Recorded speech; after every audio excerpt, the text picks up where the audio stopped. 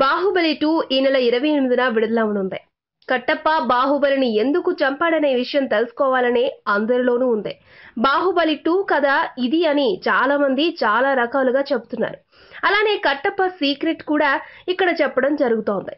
అమరేంద్ర బాహుబలి మరియు భల్లాలదేవ ఇద్దరు ఒకే అమ్మాయి దేవసేనను ప్రేమిస్తారు.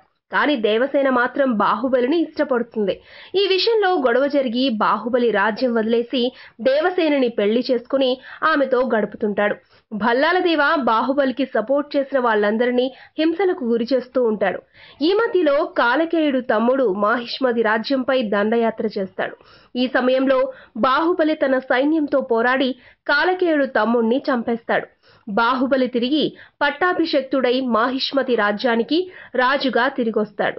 ఇది జీర్ణించుకోలేని భల్లాలదేవ అతని తండ్రి బజ్జలదేవ కుట్ర పన్ని బాహుబలిని అంతం చేయాలనుకుంటారు. తన సైన్యంలో పనిచేసే సుబ్బరాజ్కి ఆశ చూపి బాహుబలి కత్తిని దొంగలించి తనపైనే దాడికి ప్రయత్నంగా చిత్రీకరిస్తారు. ఈ సంఘటనలో సుబ్బరాజ్ని చంపేస్తారు. భల్లాలదేవ చెప్పింది నిజమని నమ్మి బాహుబలిని చంపమని కట్టప్పని ఆజ్ఞాపిస్తుంది శివగామి.